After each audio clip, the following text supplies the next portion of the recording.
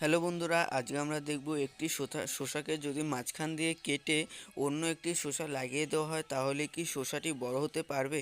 সেটা দেখার জন্য আমি একটি শসাকে মাঝখান দিয়ে কেটে নিব আর অন্য একটি শসার নিচের অংশটুকু কেটে নিয়ে আমরা এই শসাটিকে লাগিয়ে দিব।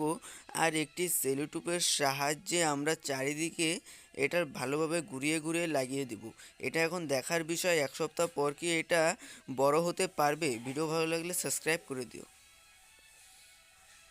হ্যালো বন্ধুরা, আজকে আমরা দেখব একটি শসাকে যদি মাঝখান দিয়ে কেটে অন্য একটি শসা লাগিয়ে দেওয়া হয় তাহলে কি শসাটি বড় হতে পারবে।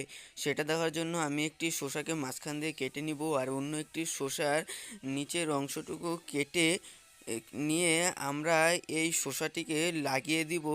আর একটি সেলোটেপের সাহায্যে আমরা চারিদিকে এটার ভালোভাবে ঘুরিয়ে ঘুরিয়ে লাগিয়ে দিব। এটা এখন দেখার বিষয়, এক সপ্তাহ পর কি এটা বড় হতে পারবে। ভিডিও ভালো লাগলে সাবস্ক্রাইব করে দিও।